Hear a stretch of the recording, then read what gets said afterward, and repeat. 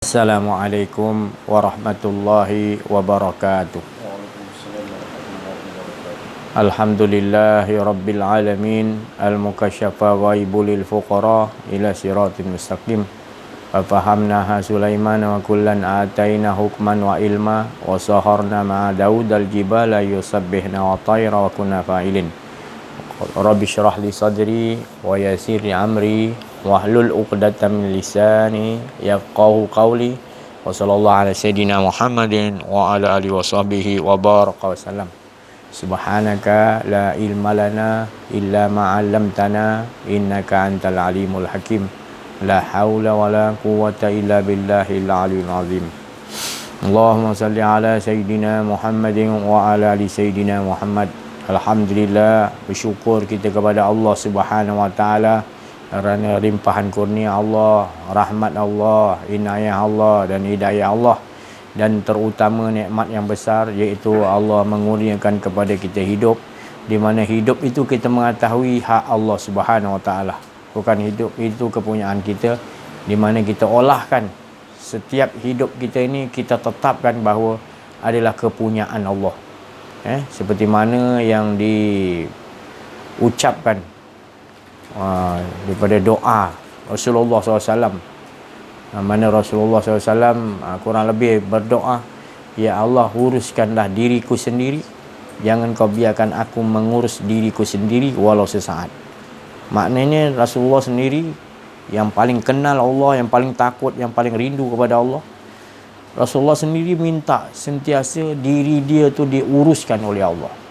Walau sekelip mata, walau sedegup jantung, walaupun sesaat, apapun, sedetik pun, Rasulullah minta diri dia tu diuruskan oleh Allah.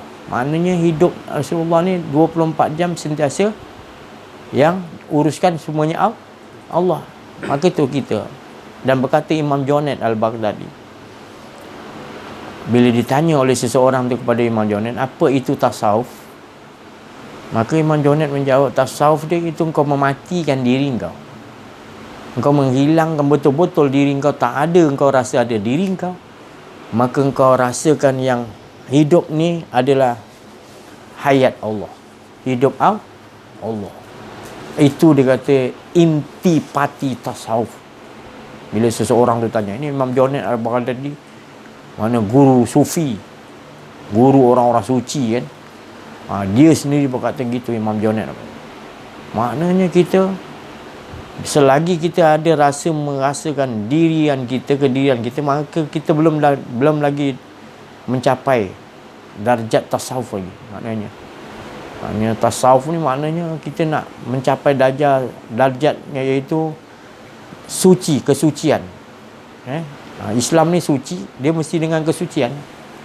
Ambil wudu, apa, suci luar dalam semua bersih. Jadi kalau kita tak utamakan kesucian, maka Islam ni tak akan kita dapat perolehi yang sebenar-benar dia tadi. Ataupun kita tak dapat benar-benar berada nikmat di sisi Allah SWT. Kesucian tu adalah, maknanya tasawuf tu, kesucian tu adalah kamu betul-betul menghilangkan, tak ada betul rasa kedirian kamu, dan kamu merasakan setiap detik kamu tu, napas kamu turun naik, penglihatan kamu, kudrat, iradat, fikiran kamu dah tak rasa diri kamu. Kamu merasakan, kata Mujanik, semuanya dia belaka, Allah belaka. Kehidupan kamu ni kehidupan dia je. Itu bukan satu benda yang mudah nak diolahkan. Kalau kita kata dalam keadaan kita tak kena diuji, memang kita praktis lah. Nak dapat ni pun susah. Kita tak ketemu guru yang begitu sifat di sekarang ni. Susah kita nak jumpa. Kita jumpa guru-guru, minta maaf, guru-guru yang masih ada rasa kedirian lagi. Jadi masih ada kedirian. Jadi susah kita nak olahkan benda ni. Melainkan kita dah minta betul-betul pada Allah, kita nak temukan orang ni, nak betul-betul duduk dengan dia, baru kita akan kena menuntut betul-betul dengan guru yang begitu. Dalam menaik pun kita hanya menuntut kepada ialah ilmu-ilmu yang betul-betul yang asliah ni, yang betul-betul kita nak orang ni, maknanya dia betul kenal diri, kenal Allah. Kita nak jumpa orang begini, baru kita dapat apa rahsia sebenarnya hidup kita ni tadi. Apa sebenarnya tujuan hala kita ni dihidupkan oleh Allah. Tak lain kalimah dia la ilaha illallah, iaitu meniadakan. Kita ni tiada, Adam iaitu tiada, yang adanya Allah. Itu juga asasnya. Tapi bila kita tak dapat jumpa orang yang meyakini, kita hanya berjumpa orang yang menyebut. Banyak yang menyebut. Meyakini ni lain. Meyakini mana 24 jam dia akan meyakini keimanan dia tidak ada, yang adanya Allah. Itu kalimah la ilaha illallah, baru dibawa dalam kehidupan dia Muhammadur Rasulullah. Pentajalian daripada keesaan tu tadi, tak ada yang lain. Muhammad tu dia pesuruh Allah mentajalikan. Tu tadi. Tapi kalau kita la ilaha illallah pun kita tak faham, kita nak pakai Muhammad macam mana? Tak boleh. Jadi mesti la ilaha illallah dulu kena faham. Imam Junaid dah bagi tahu, ataupun Rasulullah sendiri, jangan biarkan aku mengurus diriku sendiri, walau sesaat, walau sekelip mata. Maknanya diri Rasulullah ni tak ada. Rasulullah tu lagi pakar lah, lagi tak ada kedirian dia. Betul-betul baru jadi manusia yang dia panggil Muhammad, mulia. Mulia sebab dia dah tak ada. Baru nama Muhammad tu mulia. Muhammad tu bila dia dah tak ada diri dia, Muhammad tu mulia. Jadi itulah pakaian yang maknanya kita ni hidup kita, pakaian kita adalah la ilaha tak ada, melainkan yang ada. Jadi jangan dia merasa ada diri. Jadi praktiskan. Jadi kita olahkan. Perkataan-perkataan, bukan saja Allah tu nak kita sebut banyak-banyak bilangan aja, tanpa diuji kita. Tanpa dibagi kita ni tadi proses untuk orang kata kita mempelajari, ataupun dia tunjukkan tanda-tanda amsalalin nas. Pada manusia ni banyak dia bagi tanda. Sebelum dia tu tadi bagi nur cahaya tu, dia bagi kepada kita ni fikiran supaya kita dapat berfikir. Kita berfikir kepada sesuatu tu, amsalalin nas, dia bagi kita berfikir kepada manusia, kemudian dia bagikan nur. Tapi manusia suka berbalah, suka dalam keadaan lalai dan lengah. Balhum kalan'am. Mereka lebih teruk, lebih lalai. Dia suka lalai. Dia suka hibur-hiburan, suka leka-leka, lengah-lengah. Nantilah besok. Itulah nanti. Itulah golongan-golongan yang akan dia sendiri yang mengazab diri. Dia memutuskan nikmat dengan Allah. Allah memberikan dia nikmat 24 jam, tapi dia memutuskan nikmat itu dengan Allah. Nikmat dengan Allah tu dia pun Fabi ai ala rabbikum ataka. Allah memperingatkan macam-macam, berbagai-bagai nikmat. Allah bagikan kepemurahan, sifat Rahman Allah. Murah dia bagi. Kau buat maksiat ke tak buat maksiat ke, kau buat elok ke tak elok, tetap pemurah Allah Ta'ala bagi rezeki kan. Hingga kan kau rasa macam Allah Ta'ala ni tak buat apa-apa dengan kau. Kau mencabar Allah Ta'ala. Allah bagi rezeki macam aku ni kaya, aku ni bagi Allah sayang aku. Padahal Allah tu memang sifat dia pemurah. Dia akan engkau nak macam mana pun dia bagi. Dia dunia aja dia bagi. Kau nak akhirat, tapi siapa yang akhirat tadi dia tahu Allah Ta'ala. Dan siapa yang nak dunia dia bagi. Engkau nak dunia, tapi siaplah azab Allah Ta'ala. Dan aku bagi orang yang sungguh-sungguh nakkan kepada aku akan bagi keuntungan kepada dia, iaitu dapat di sisi aku. Jadi kita hidup ni, makna bila kita dah faham hak Allah Subhanahu Wa Ta'ala, bukan hak kita. Selagi kita rasa ada kita, maka kita akan rasa kita ni ada hak, Allah pun ada hak. Bukan makna kita ni hidup kita tak ada hak. Bukan, maksud saya bila kita dah sampai maknanya leburkan diri kita, kita rasakan yang hidup hanya Allah, maka itulah hak kita. Itulah makna, bukan kita tak ada hak. Itulah hak yang paling mutlak yang Allah nak anugerahkan kepada kita, paling besar. Hak itu aja Allah Itu yang paling wa amma bi ni'mati rabbika. Nikmat dengan Allah tu hak kita yang paling. Macam bukan saya cakap, tapi tu tak ada hak apa-apa kita ni. Bukan tak ada. Kita semua hilang. Kita dapat yang paling hak, iaitu Allah. Kita dapat tu ya tujuan dia. Tapi kalau selain daripada Allah, itu semua merosakkan diri kita. Kita memutuskan nikmat dengan Allah. Kita tak nampak ada yang, maknanya kita nampak seolah ada yang lebih best lagi, lebih lazat lagi, lebih nikmat lagi. Maknanya kita tertipu. Jadi Allah nakkan kita selalu dengan dia. Berapa kali dah Allah Ta'ala ulang, maknanya saya ulang-ulangkan. Allah Ta'ala wa qadara rabbuka alla ta'budu. Allah Ta'ala kata surah Isra, hendaklah engkau tetap qadakan diri kau tetap dengan Allah. Malam dicerita wa ila rabbika farghab. Makna harapan kita Allah. Yang lain tak dapat pun. Harapan ni mesti tak dapat, tak apa, yang penting aku engkau ya Allah. Jangan sampai itu harapan. Wa ila rabbika farghab. Tujuan tumpuan kita hanya kita nak buat kerja apa pun boleh, tapi tujuan tumpuan kita tu jangan lepas. Jadi tak dapat kita buat kerja apa pun tak dapat yang kita sasaran tu tadi, tak apa. Yang penting harapan kita itu tetap ada. Olahkan dalam kehidupan kita. Yalah, bukan senang, tapi kita bila ada ni kita buatlah sama-sama. Bukan makna saya cakap ni saya boleh lepas semua. Tapi kita bermohon kepada Allah supaya Allah yang boleh kukuhkan kita, tetapkan kita, pelihara kita di situ. Sekarang kita tahu pun tidak. Jadi masalahnya apa yang hala tuju kita nak minta sekarang? Selalu nak ni, buat macam-macam kita nak. Lah sudahnya tak puas juga. Mana hala tuju sebenar?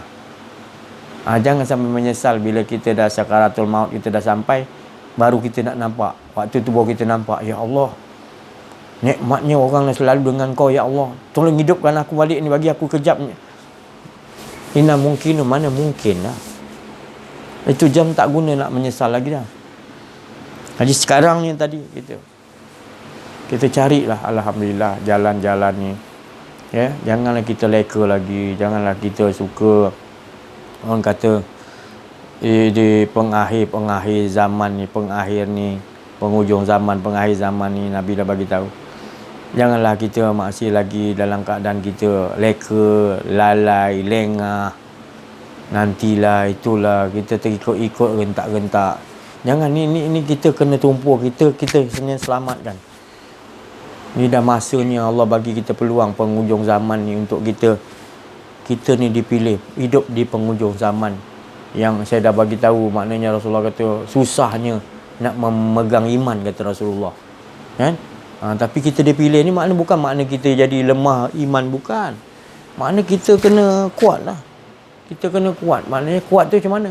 Kita kena cari jalan untuk mengenal diri, mengenal Allah. Tak ada jalan lain. Bila kita mengenal diri, kenal Allah, baru kita tahu seluruh hidup kita harus Allah Ta'ala yang kontrol kita. Bila kita makin kita belajar kenal diri, kenal Allah, makin kita nak 24 jam Allah yang urus diri kita. Sebab kita tak ada apa-apa. Tak ada apa-apa kita punya. Tak ada. Jadi bila tak ada apa-apa, kita betul-betul yang kata tadi Imam Jonet tadi, kata kita ikut tasawuf tu, kesucian tu tadi, hilangkan betul-betul diri kau. Tak ada masa, tak ada la nasyrah laka sadra wa wada'na ka billazian qadasa. Buang betul-betul yang ada dia aja. Cuba buat betul sungguh-sungguh. Buat sungguh-sungguh supaya jangan ada rasa kedih. Nanti Allah akan tunjukkan jalan ni macam mana nak. Ni kalau nak diceritakan, macam-macam dah diceritakan, tapi lebih baik rasai sendiri pengalaman yang mana nanti langsung Allah Ta'ala ajar. Allah dah berjanji kalau betul-betul kita nakkan Allah sendiri yang akan, bukan saya, Allah sendiri. Tapi kamu sungguh-sungguh betul-betul nakkan Allah, jangan mulut aja. Jadi munafik, mulut dia nak Allah, tapi sebenarnya jalannya menuju bukan kepada Allah. Bukan wa ila rabbika farghab. Mulut dia kata nak kan engkau aja ya Allah, tapi bila sesuatu dalam kehidupan kita tak menunjukkan kesungguhan yang kita betul-betul nak kepada Allah. Jadi itu pasal kita kena selalu dengar cerita-cerita macam ni. Mengenal diri, mengenal Allah ni, kita selalu dengar hari-hari, lama-lama nanti kita akan diberi kefahaman oleh Allah. Sebab itu tanda-tanda orang yang dia nak pada Allah, ada tanda dia, kata Sayyidina Ali. Orang yang tanda orang tu nakkan Allah, tanda orang tu cinta kepada Allah, tanda. Tanda dia apa? Dia suka dengar cerita Allah Ta'ala punya kekuasaan, keesaan Allah tu. Dia sukalah. Allah pun bagi tahu gitu. Allah Ta'ala bagi, wa iza tuliyat alaihim ayatuhu zadadhum imana. Surah Al-Anfal Allah Ta'ala. Orang mukmin ni, orang kekasih Allah ni, orang yang cinta kepada Allah ni, dia wa iza tuliyat alaihim ayatuhu zadadhum imana.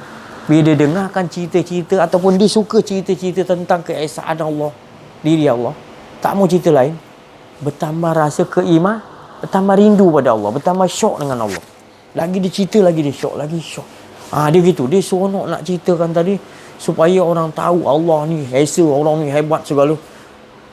Wa iza tuliyat alaihim, ayat-ayat kebesaran tentang Allah aja, dia tak mau cerita untuk diri dia, untuk makhluk tak. Dia ceritakan tentang Allah ni, yang ceritakan Allah je dia nak cerita gitu. Itu tanda-tanda orang tu adalah orang cinta Allah. Macam gitulah, kita suka dengan satu orang ni, kita kat mana dia pergi pun kita akan cerita orang ni. Kita dah cinta kat seorang tu kan, kita cerita, dia ni hilang mana buruk dia pun kita tak cerita, kita cerita baik dia. Itu tandanya orang tu cinta. Lepas tu kau cerita buruk pada dia marah lah. Kau jangan cerita buruk dia, aku tahu dia siapa. Tu. Jadi orang kalau cinta kepada Allah ni, kau jangan cerita yang lain-lain. Dia tak mau. Dia mau cerita, kau cerita apa dah akan tukar, Allah Ta'ala lebih berhak, Allah. Dia gitu. Itu tanda-tanda dia kat dunia lagi, orang ni dah dicintai Allah. Dekati, rapat dengan orang ni, gini, orang gini, dia dah dapat cinta pada Allah.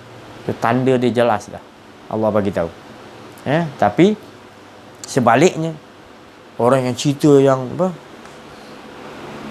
tentang selain daripada Allah Ta'ala ni, kita dapat tahu simahum fi wujuhihim min asari sujud. Allah Ta'ala, kesan-kesan tanda dia tadi daripada dia sujud, cerita tentang kebesaran Allah, sistem-sistem Allah, dia cerita, terdampar di wajah dia orang-orang yang cinta kepada Allah. Wajah dia tu wajah orang yang seronok cerita pasal Allah Ta'ala ni. Simahum fi wujuhihim min asar sujud. Bukan banyak sujud je. Ayat tu kata, tanda-tanda di wajah ni kerana kesan banyak sujud. Bukan banyak sujud tu, itu pun sujud juga. Tapi sujud maknanya dia selalu ikut sistem Allah Ta'ala. Dia tak ada merasa diri dia. Jadi terpancar simahum fi wujuhihim. Sebab dia ikut sistem Allah, tak ada rasa diri dia, terpancar cahaya Allah Ta'ala, dia langsung download kat dia. Jadi orang melihat wajah dia, melihat wajah Allah. Sebab dia dah tak ada kedirian dia. Sebab dia dah ikut sistem Allah, dia dah tenggelam. Dia tak mau ada rasa kedirian dia. Jadi terpancar simahum fi wujuhihim min asari sujud. Jadi daripada dalam Allah bagi rahsia tu terpancar. Seperti Rasulullah SAW jadi cahaya. Cahaya je dah. Kedirian dia dah tak ada cahaya Allah, Nur Muhammad. Sebab bergabung dengan, maknanya bukan bergabung, sebenarnya dia asalnya daripada satu cahaya juga, itu cahaya Nur Zat Allah Ta'ala. Dimuliakan lalu daripada makhluk bernama Muhammad tu tadi. Jadi Muhammad tu pun tak ada, yang ada cahaya dia. Dan dalam cahaya tak ada lain, ada sir. Dan tak lain sir tu melainkan yang ada hanya esa Allah, tak ada dua pun. Jadilah manusia-manusia yang begitu. Bila dia dah cinta kepada Allah, dia akan tenggelam. Maka tu Nabi Muhammad SAW disuruh oleh Allah SWT ucapkan apa? Kul in kuntum tuhibbuna Allah fattabi'uni yuhibbukum. Muhammad, kau kata kepada semua umat kau, barang siapa ingin dicintai oleh Allah, ikuti kau. Fattabi'uni yuhibbukumullah. Engkau akan dicintai oleh Kenapa Allah suruh ikut Nabi Muhammad? Ikut yang mana satu tadi? Syariat, tarikat, hakikat, bukan syariat aja, keempat-empat. Dan yang paling ibu sekali yang kita nak ikut adalah keleburan. Muhammad tu dah tak kenal diri, kenal Allah tu tadi yang. Kenal diri, kenal Allah sampai tak ada Muhammad. Itu yang kita nak ikut ni. Maka kita akan dicintai oleh Allah. Seperti Muhammad, aku cinta pada Muhammad sebab dia dah lebur, tak ada diri dia, maka aku cinta. Sebab dia dah lebur. Cinta sampai asyik sampai masuk sampai lebur. Dia dah lebur kalau di Sidratul Muntaha. Bila dah lebur, yang ada waktu siapa?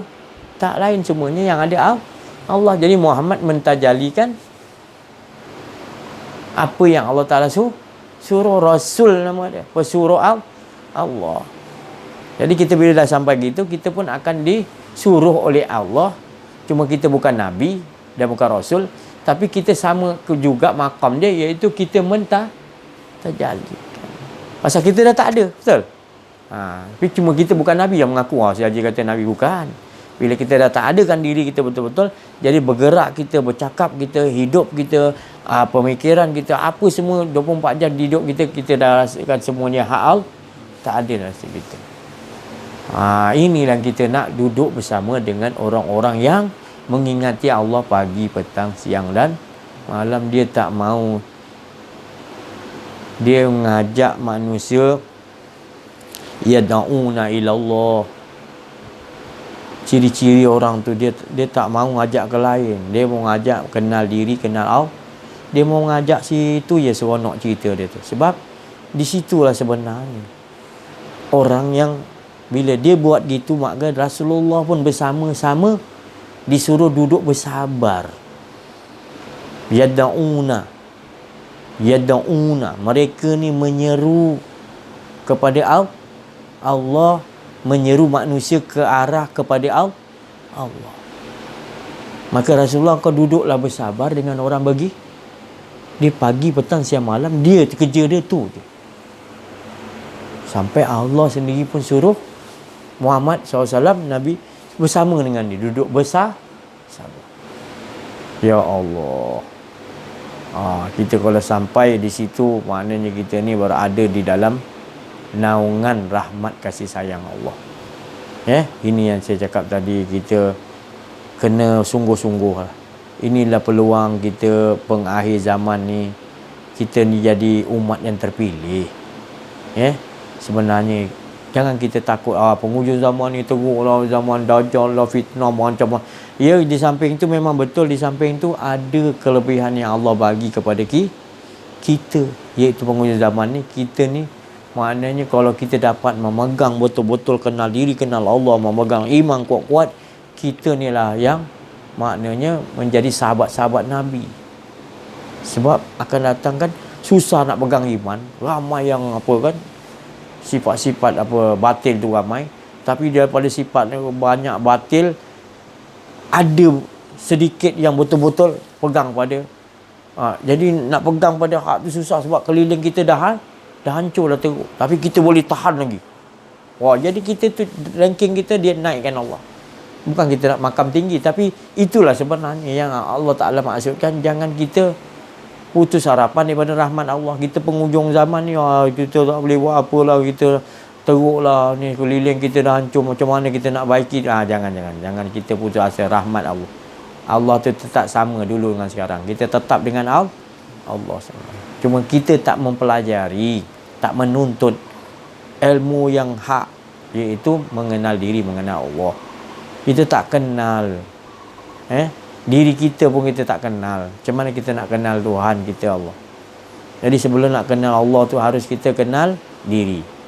Sebab memang gitu, wa fi anfusikum afalah tu, di dalam diri kamu, kenal diri kamu. Bergerak tubuh kerana hati, bergerak hati kerana nyawa, bergerak nyawa kerana roh, bergerak roh kerana sir, bergerak sir kerana Nur Muhammad, bergerak Nur Muhammad, Nur Zat Allah Ta'ala, dan tak lain melainkan dia Esa sebenarnya. Tak ada yang lain pun. Tapi cepatnya kita rasa macam kita yang kita angkat ni, kita rasa macam sebab kita dah terbiasa. Tapi kita halusi belajar ilmu, kenal diri, kenal Allah ni, kita akhlakkan diri kita sampai kita nak gerak, kita takut. Tanpa kita akan lazim gerak, kita tahu dia yang gerak.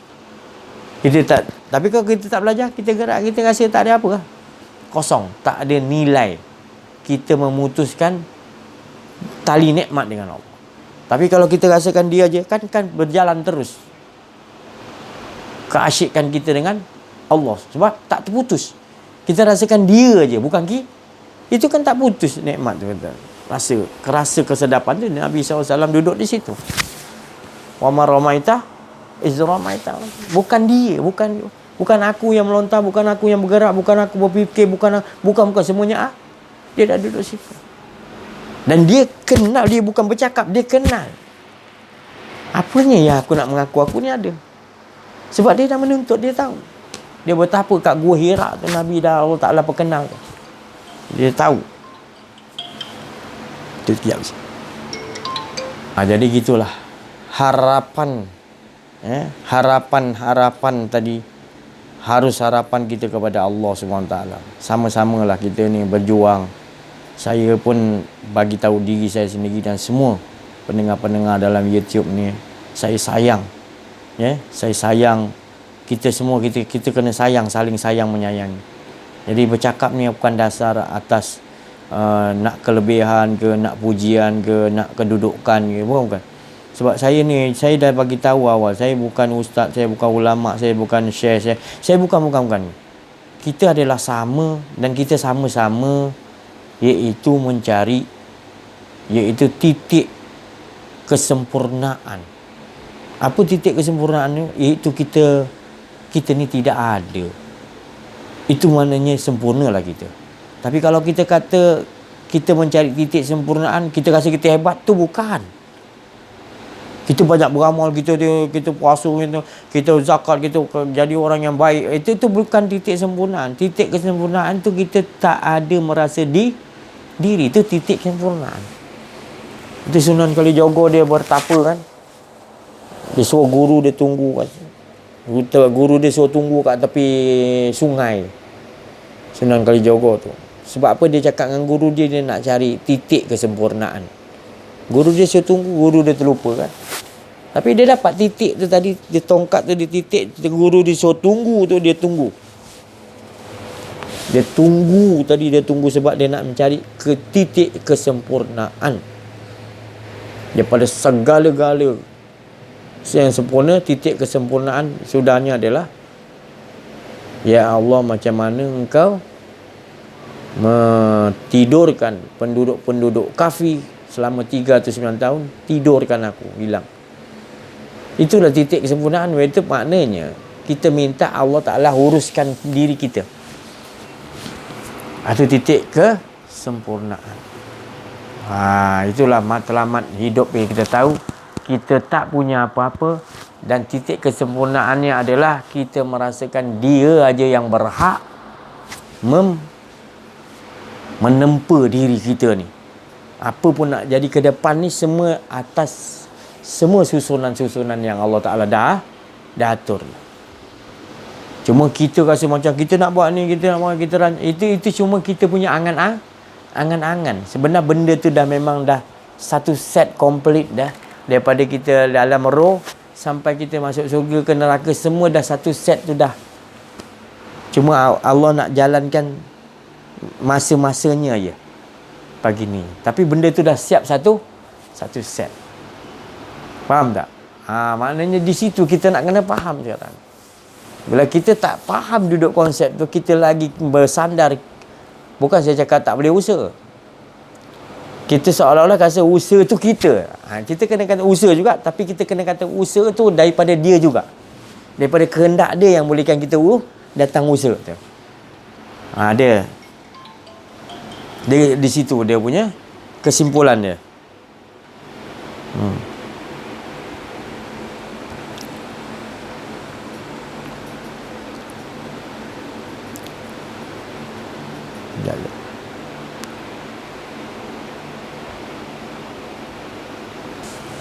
Jadi di situlah tadi ya. Titik kesempurnaan tu kena ingat. Titik kesempurnaan yang kita cari tu semalam dah dibagi tahu adalah bila kita melihat sesuatu itu titik Melainkan tidak aku pandang, melainkan Allah lah dahulu. Titik kesempurnaan. Maknanya kita harus memandang dengan penglihatan dia. Kalau kita tak memandang dengan penglihatan dia, kita tidak akan nampak titik yang kita lihat tu tadi daripada dia dahulu. Jadi kita menghilangkan diri kita. Jadi kita yang melihat ni tadi, dengan penglihatan dia kita melihat, baru kita akan nampak seluruhnya, akan kita nampak dia belaka. Dia memandang dia. Dia memuji dia. Dia menyembah diri dia. Jadi hidup kita ni semua dah, kita tak ada merasakan ada diri kita lagi. Semalam dah ada kata-kata sendiri kan. Sendiri tu maknanya bila sebut sendiri je tak ada kita. Bukannya sendirinya kita ada, engkau sendiri, ni sendiri, tak ada. Sendiri tu maknanya satu. Dia bagi tahu. Jadi kita tetapkan hati kita supaya duduk makan.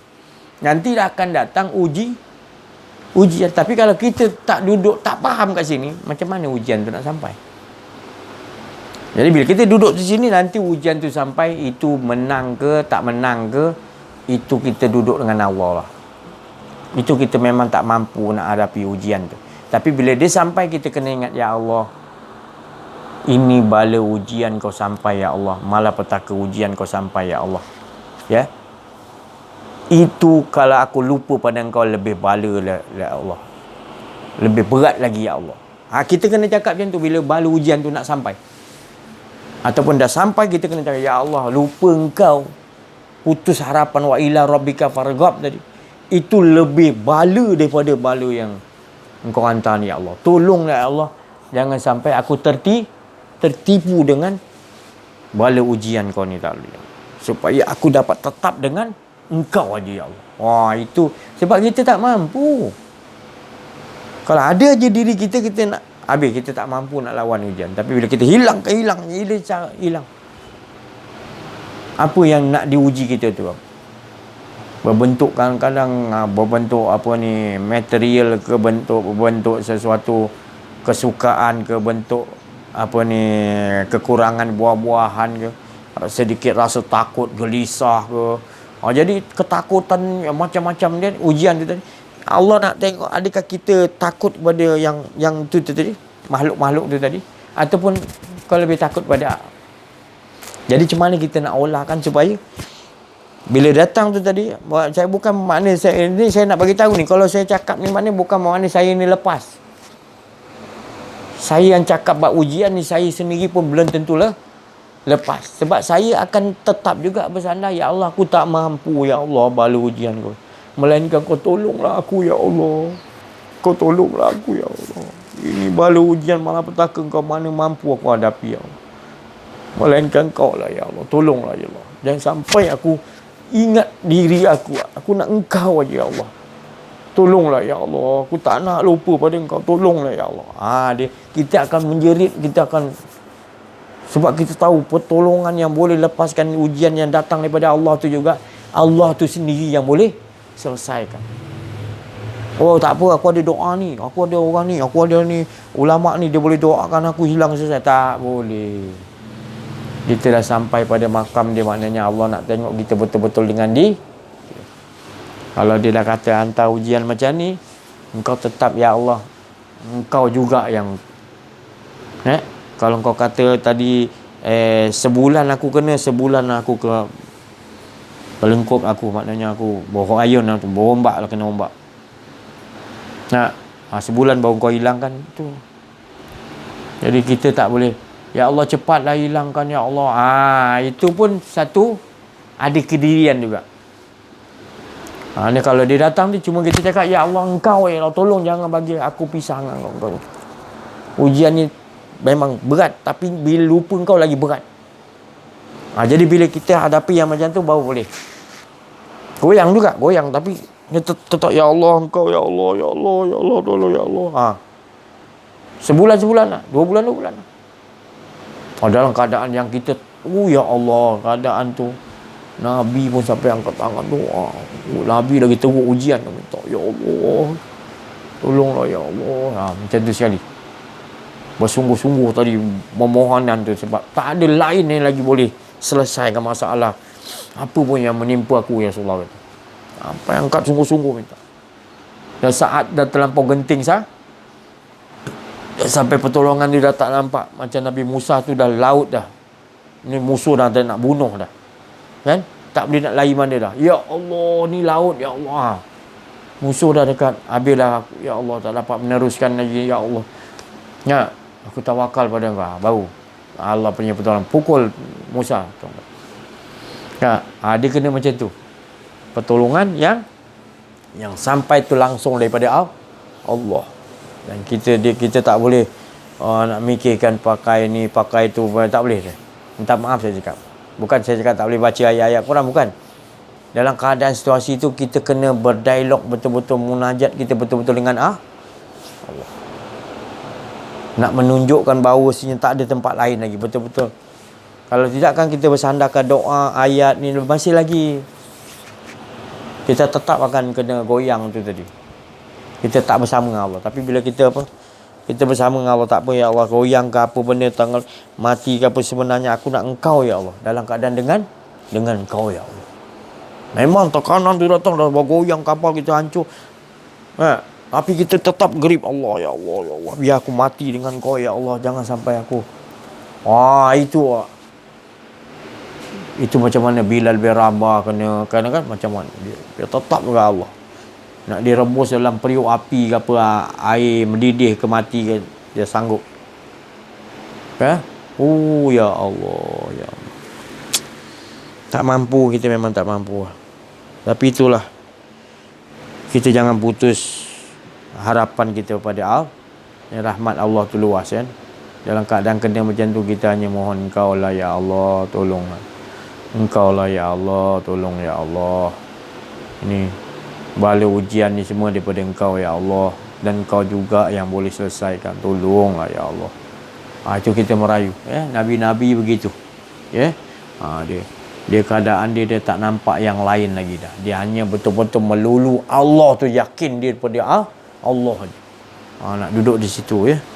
Jadi itulah perjalanan hidup kita ni gitu. Siapa-siapa pun Allah jadikan mati, hidup. Liyabluwakum ayyukum ahsanu amal. Dia nak menengok, bila dia uji nanti, dia nak tengok dalam kehidupan dia. Dalam kehidupan kita ni macam mana kita nak olahkan. Tapi kalau kita tak faham, tak kenal diri, tak kenal Allah, kita nak olahkan macam mana? Kan? Jadi nak olahkan, tetap kita kena cari jalan mengenal diri, mengenal Allah. Itu bolehlah, maknanya bukan mudah. Maknanya itulah jalan dia, tarik dia untuk kita selalu bersama dengan Allah nanti. Tapi bila kita dah tak kenal, Allah jadikan kita tak kenal, apanya ada nilai kita ni? Apa ada nilai kita? Bila kita ni, anak kita besarkan untuk beri makan, dia besar, dia dah kerja, kahwin, lepas tu ada anak, lepas tu didik pula anak. Itu aja kehidupan ke? Tak best lah kehidupan macam tu. Kehidupan ni yang bestnya bila kita merasakan Allah, itulah kehidupan. Tapi kalau kita selain itu tak sempurna. Dia sempurna bila kita dah dengan Allah betul-betul hidup mati, inna solati wa nusuki wa mahyaya wa mamati lillah, betul-betul dengan Allah 24 jam gitu. Itulah baru apa pun dalam kehidupan kita akan jadi seronok. Tapi kalau kita tak pegang, apa benda yang kita nak jadi seronok, tak puas, takkan cukup. Melainkan kita betul-betul dengan Allah, asyik dengan Allah, ke mana pun kita pergi ya Allah. Ya, senyum kita bila Allah tu redha dengan kita senyumlah kita. Lega lah kita kan. Kita membaca dalaman kita. Tapi bila hati kita lupa, ingat diri kita lalai, kita rasa tak tenteram. Ya Allah, aku dah silap. Dia gitu. Dia punya kesan tu kat dalam dia. Ya. Detect dia tadi. Bila kita belajar kenal diri, kenal Allah, jadi detect dia bila kita rasa kita lupa pada Allah, ada rasa kedirian, dia dah rasa tak tentu arah dah. Dia nak cari balik, tarik balik steering supaya nak hilangkan diri balik cepat. Pasal dia dah berada di dalam memutuskan nikmat dengan Allah. Dia yang memutuskan. Dengan jalan dia merasa ada diri dia. Jadi dia prosesnya Allah. Allah tunjukkan lagi jalan-jalan dia tadi. Akhlak-akhlak dia tadi dengan Allah Ta'ala. Langsung Allah tunjukkan. Sebab engkau betul-betul nakkan Allah SWT. Tapi bila dalam hidup ni kita tak nampak tu Allah. Maknanya semalang-malang manusia, kata Allah, yang dia menyangka apa dia buat kat dunia ni betul, padahal di sisi Allah dia tak kenal Allah. Tak betul tu. Tapi dia sangka dalam hidup dia rasa betul. Itu serugi-rugi manusia, kata Allah. Dia dalam keadaan kondisi dia tak kenal Allah, duduk dalam akuarium hawa nafsu, dia duduk dalam akuarium Yahudi, dia ikut sistem dia kaya, dia senang modal kat dunia, dia rasa dia tu betul. Padahal di sisi Allah, engkau selagi kau duduk dalam akuarium hawa nafsu kau duduk dalam apa sistem Yahudi, engkau kaya macam mana pun, bagi Allah engkau manusia paling rugi.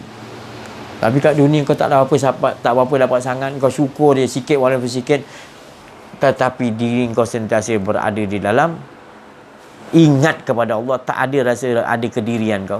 Itulah manusia yang paling beruntung. Dia mendapat pahala fauzan azimah.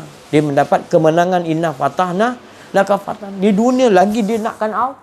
Dia dah rasakan Allah tu bahagia bagi dia. Dia ingat Allah tu bahagia bagi dia. Bahagia. Dia tak nak upah tu, upah ni dia sebut Allah tu dia bahagia tu, dia bahagia. Bagi dia dah nikmat betul tu dia sebut nama Allah tu, nikmat syok. Oh ya Allah, kita mudah-mudahan kita dikurniakan oleh Allah. Semua pendengar-pendengar YouTube ni semua dikurniakan oleh Allah SWT makam. Sebab inilah hajat Nabi Muhammad sallallahu alaihi wasallam, umat dia semua dapat kenal diri, kenal Allah. Tidak, Rasulullah tak tenteram kalau umat dia ni tak kenal diri, tak kenal Allah. Rasulullah risau. Tak? Tu. Kita banyak beramal, banyak amal, Nabi tak tenang lagi. Tapi kalau kau dah kenal diri, kenal Allah, baru Nabi lega. Sebab apa? Kalau kau beramal banyak, Nabi kata, tapi kau tak kenal Tuhan kau. Jadi kau akan jadi manusia yang akhlak dia buruk dengan Allah. Mengungkit-ungkit dengan jadi tertolak juga amalan kau, tergantung juga. Jadi Nabi risau, Nabi nak kau kenal diri, kenal Allah, baru Nabi lega. Sebab bila kau dah kenal diri, kenal Allah, apa pun tindak tanduk kau semuanya hak Allah Ta'ala kau tak merasa, Nabi lega. Itulah sebenarnya yang dikatakan kemenangan. Itulah nama baru kita dapat gembira kita ni ke situ. Kalau tidak, manusia ni tak tahu apa erti gembira tadi. Gembira yang sebenar-benar ni kita tak faham. Ya, adalah bila kita berbuat ridha, kita berbuat tu asas ridha Allah. Apa kita tak rasakan ada kedirian ke? Yang ada kita rasa ada Allah je semua yang urus. Bahagialah kita. Itu paling untung lah tu. Yang lainnya kau tak rasa bahagia dengan Allah, maknanya kau bahagia pada benda-benda selain pada Allah. Innal insana lafil khusr. Engkau dalam kerugian sebenarnya. Bukanlah saya tak bagi ambil benda-benda lain tu, tapi ini dulu harus digenggam. Allah tu dulu yang membuatkan kau bahagia. Bukan benda lain yang buatkan kau bahagia selain pada Allah. Itu kesilapan. Ajar diri kita gitu. Ajar anak-anak kita apa tu bahagia sebenarnya. Ajar isteri kita, ajar siapa-siapa pun bahagia tu kat situ. Bila kita tak merasa ada diri kita, rasa Allah aja, itu kau harus betul-betul kau beruntung tu, bahagia. Tapi kau rasa ada diri kau selain daripada Allah, itu tak bahagia tu. Tukar, cari jalan. Kau dapat apa ni, sesuatu apa yang nikmat yang terbaru. Contohnya gaji kau naik, kau rasa tu bahagia. Lepas tu tahun depan pula gaji kau tak naik, kau tak bahagia. Itu maknanya dia akan tetap juga bahagia tak bahagia. Tak sempurna. Tapi bila kau dah dengan Allah, apa pun keadaan, dibagi tak bagi apa benda, tetap kita rasakan wa ilah rabbika. Dia, dengan dia kita bahagia. Dia tu dah kita ada dapat rasa dia tu bahagia. Itu paling besar bahagia, paling sempurna bahagia. Ajar, kalau tak dia ajar benda ni, kita tak kenal diri, tak kenal Allah, kita macam mana saya nak cerita nanti? Nanti dia ganggu, bahagia dengan Allah tu, padahal dia tak bahagia pun, sebut nama Allah dia tak bahagia, dia tipu, pura-pura. Sebab dia tak belajar kenal diri, kenal Allah. Dia tak jumpa orang ahli dia. Dan orang ahli dia boleh tahu, ni pura-pura je, cakap je dia. Tapi bila dia uji nanti, baru dia baru kita tahu dia bukan bahagia dengan Allah, dia bahagia dengan benda. Kan? Jadi kita alhamdulillah bersyukur Allah anugerahkan kita bahagianya dengan Allah. Kebahagiaan tu adalah letak kepada ridha Allah. Kita dalam hidup kita mandang gitu. Apa ridha Allah? Kalau kita rasa ada diri kita, Allah tak ridha. Allah ridha bila kita tak ada rasa diri kita, yang ada hanya Allah, baru ridha. Baru kita boleh tenang, ajar gembira tu kat situ. Bukan senang nak diajar ni. Tapi janganlah pula bukan senang, susah, tak nak pula buat. Kita kena step by step. Kurangkan tidur, kurangkan makan, kurangkan bercakap yang sia-sia. Itu proses lah. Bila orang tu nakkan kepada Allah betul-betul, Allah akan tunjukkan jalan-jalan dia macam mana. Dia tak teruslah, maknanya step lah. Macam Nabi-Nabi pun step. Wali Allah pun step. Bukan terus. Dia ada step dia yang Allah Ta'ala ajar. Yang pentingnya kita selalu dengan wa qada rabbuka alla ta'budu, dan ikut sistem dia. Dia tetap kita dengan Allah, Allah akan tunjuk sistem. Kita ikut lah. Itu kebahagiaan, keberuntungan. Mudah-mudahan peringatan sedikit ni akan membawa kebahagiaan kepada kita, terutama kita sentiasa bahagia dengan Allah Subhanahu wa taala.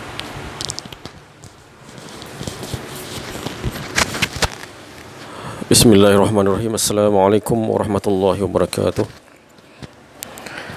Alhamdulillahirabbil alamin. Wassalatu wassalamu ala asyrafil anbiya'i wal mursalin wa ala alihi washabihi ajmain.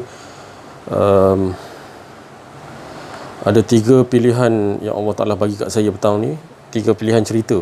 Tapi Allah Ta'ala bagi, tetap Allah Ta'ala pilihkan satu je untuk petang ni. Yang 2 lagi tu saya simpan dulu lah. Jadi itulah yang Allah Ta'ala kata, okey, kau sebut yang ni je lah. Jadi saya benda tu datang pun saya menunggu arahan daripada Allah Ta'ala. Jadi seperti mana surah Al-Kahfi ayat 10, iz awal fityatu ilal kahfi faqalu rabbana atina min ladunka rahmatan wa hayyi lana min amrina rasyada. Nak menyatakan bahawa olahan pada PKP pada pada kali ini, pada ketika ini, duduk di rumah seperti mana kemasukan pemuda-pemuda kahfi bersama anjing